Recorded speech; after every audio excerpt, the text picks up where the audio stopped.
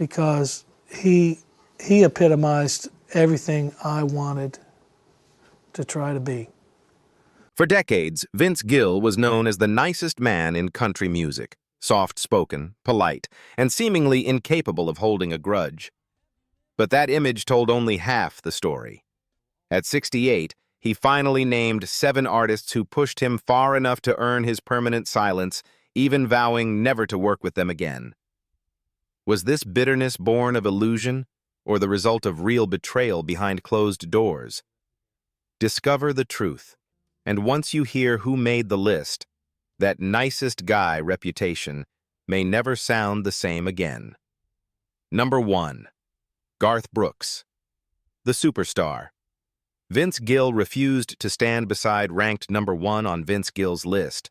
Garth Brooks is the artist whose success Vince Gill never celebrated and never embraced.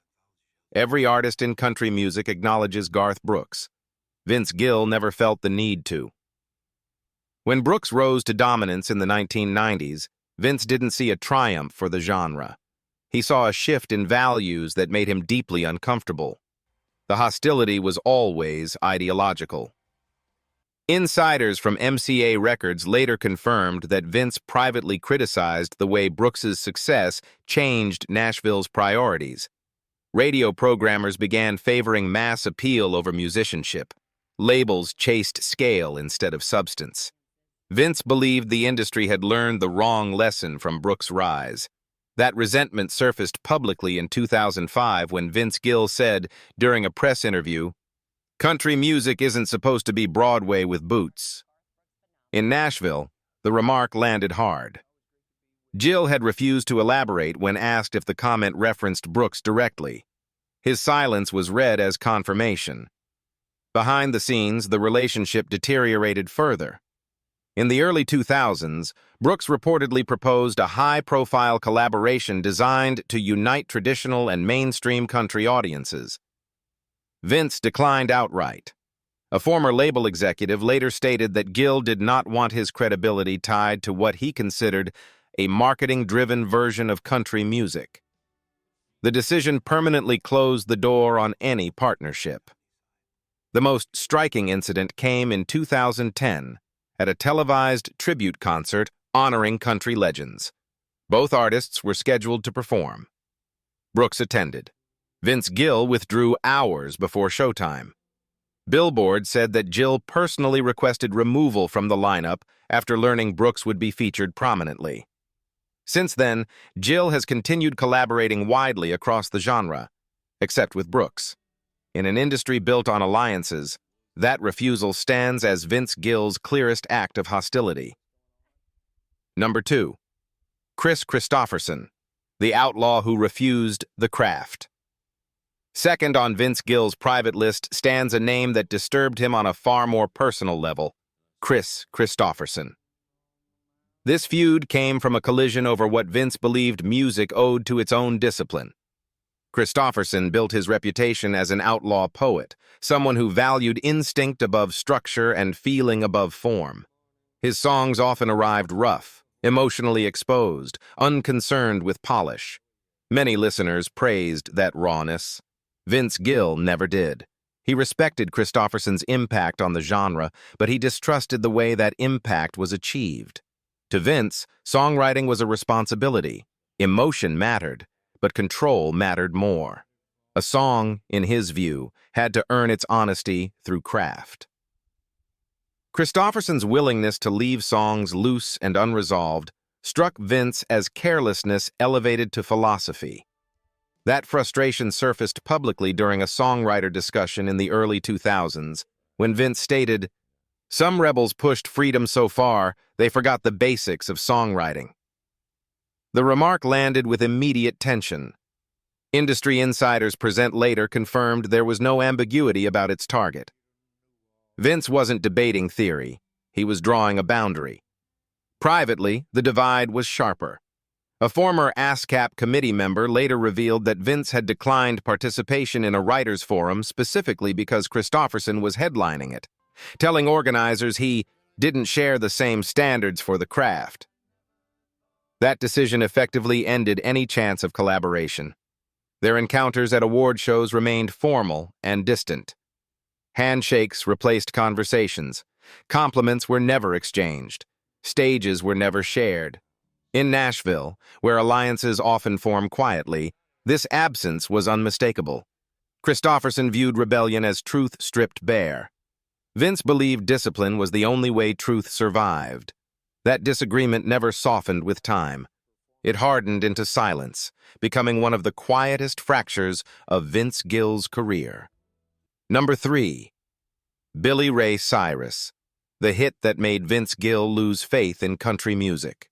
By the time Vince Gill reached the third name on his mental blacklist, Billy Ray Cyrus had already changed the rules of the game in a way Vince found impossible to ignore.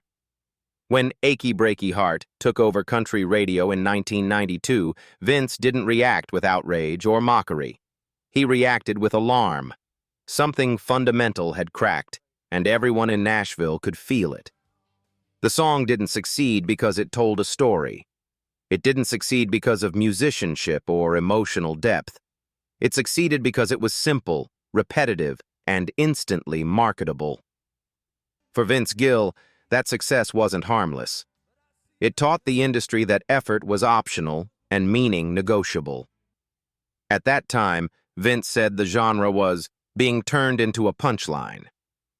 The comment wasn't delivered in anger. It was delivered with concern. Vince wasn't offended by Billy Ray personally. He was disturbed by what the song represented and what it encouraged labels to copy. That discomfort quickly turned into distance. Throughout the early 1990s, Vince and Billy Ray appeared at the same award shows and industry events, yet never shared a stage.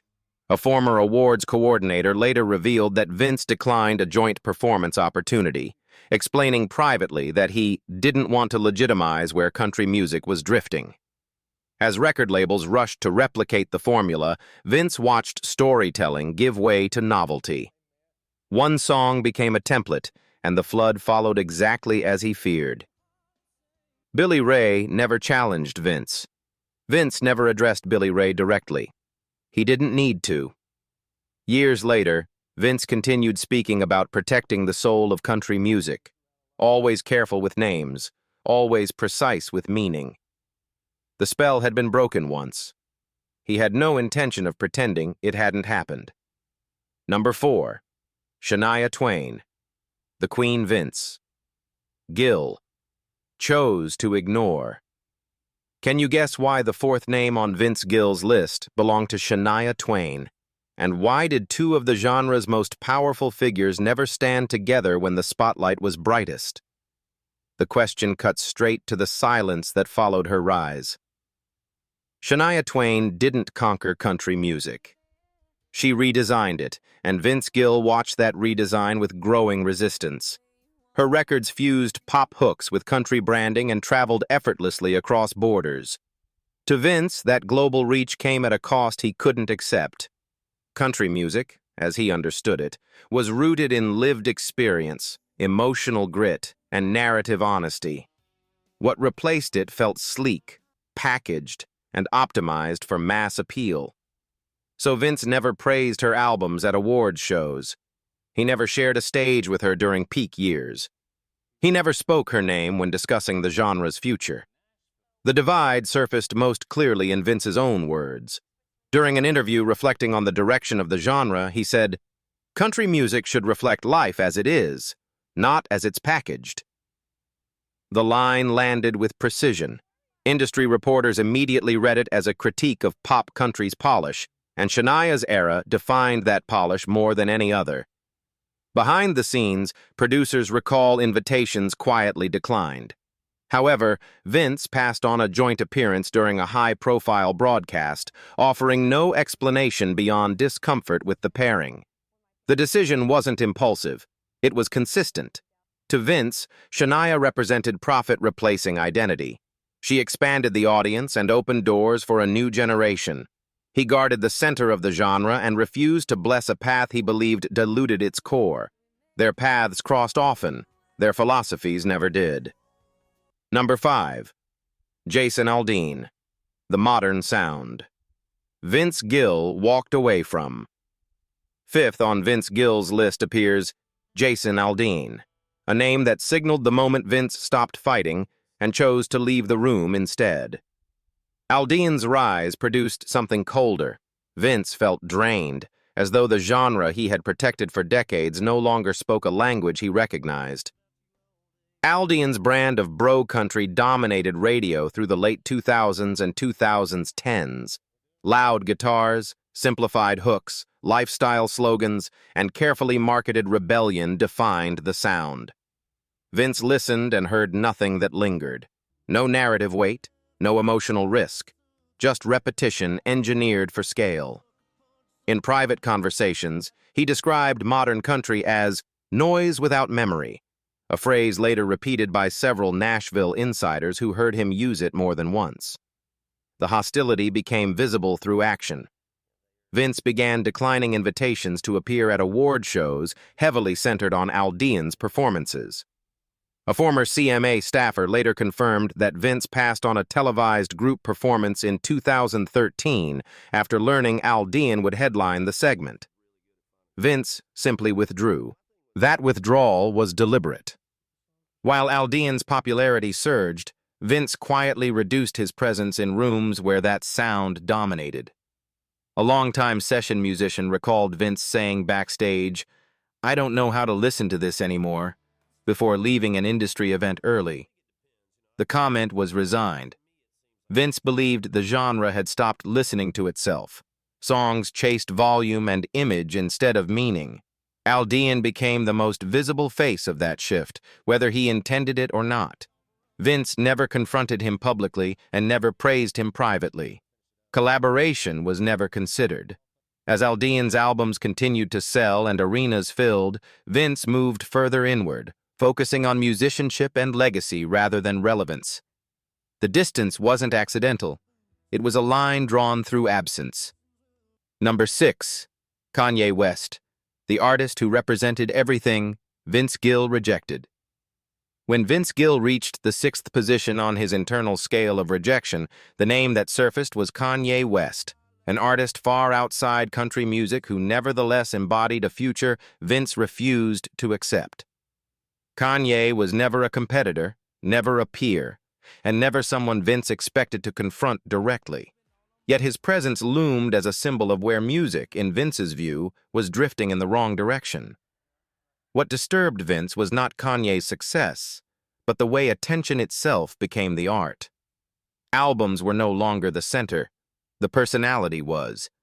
Outbursts, fashion statements, and public dominance replaced restraint and reflection. Vince watched this shift with visible discomfort, seeing music transformed into a vehicle for self-glorification rather than emotional exchange.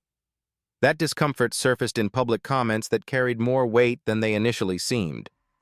During a late 2000s interview about modern music culture, Vince stated, "Music should be about connection, not control." The line was widely quoted, and those familiar with the conversation confirmed Kanye's approach had been a reference point. Vince wasn't critiquing style or genre. He was drawing a moral boundary. Behind closed doors, his words were sharper. A longtime Nashville producer recalled Vince reacting to a televised Kanye performance by saying, "That's not an artist sharing something. That's a man demanding to be worshipped." The room reportedly fell silent. Vince wasn't shocked by provocation. He was disturbed by its celebration. The divide became tangible through action. In 2019, Vince declined participation in a high-profile cross-genre charity event after learning Kanye would headline the lineup. According to an organizer, Vince's explanation was brief and firm. He had no interest in standing on a stage built around ego-driven spectacle. The decision surprised many, but those close to Vince weren't surprised at all. Kanye built an empire centered on dominance and identity. Vince built a career around disappearing into the song so the listener could find themselves there. Their paths never crossed, and reconciliation was never relevant. For Vince Gill, Kanye West represented a future where music stopped listening. Rejecting that future was not an act of anger. It was a declaration of values delivered quietly and never reconsidered. Number 7. Travis Tritt, the backstage stare that ended any chance of peace. At the 7th and final position of Vince Gill's most unwanted list stands Travis Tritt, the only artist who pushed a quiet philosophy war to the edge of physical confrontation. Unlike the others, this clash happened face to face, in a room where reputations mattered and tempers were already thin. The spark came in 1997, during a benefit concert weekend packed with industry veterans. In a small backstage gathering, Vince made a pointed remark that landed harder than he intended. "Some of these so-called outlaws can't even write a verse." The comment wasn't shouted. It didn't need to be. Travis Tritt heard it immediately, and everyone nearby understood the implication. What followed never made headlines, yet it became legend among crew members. There was no argument, no raised voices. Tritt approached Vince, stood directly in front of him, and locked eyes. A longtime stage manager later described it as a stare that froze the room. The message was delivered and received in silence. Vince didn't backtrack. Tritt didn't soften. Both men turned away and walked in opposite directions. That moment ended any possibility of a relationship. No apology came from either side. No attempt at reconciliation followed in the years afterward. The tension wasn't personal at first. It was ideological. Tritt built his image around outlaw grit, Southern rebellion, and raw edge. Vince believed authenticity came from discipline, musicianship, and restraint. To Vince, rebellion without craft was costume. To Tritt, polish without attitude felt dishonest. Their definitions of country music were incompatible. The fallout was subtle but lasting. They never collaborated. They avoided shared stages. Even at award shows where both appeared, their paths rarely crossed. A former awards producer later confirmed that seating arrangements were quietly adjusted on more than one occasion to keep them apart. Years later, when asked in separate interviews about rivalries from the 1990s, neither man mentioned the incident. Yet people who witnessed it say the memory never faded. Vince carried it as proof that some divides couldn't be bridged. Tritt carried it as a line drawn in defense of his identity. In the end, Vince Gill never needed to raise his voice to make his point. His refusals, his silences, and his absences spoke for him. These 7 artists didn't just challenge his patience, they challenged his beliefs about what music should stand for. And at 68, Vince Gill made it clear where he drew the line, choosing integrity over popularity, even when it cost him friendships, stages, and alliances. Which name on this list surprised you the most, and which one do you think crossed a line that couldn't be forgiven? Drop your thoughts in the comments, and if this story made you look at Vince Gill differently, don't forget to like, subscribe, and share, because these quiet rivalries shaped more of music history than anyone ever admitted.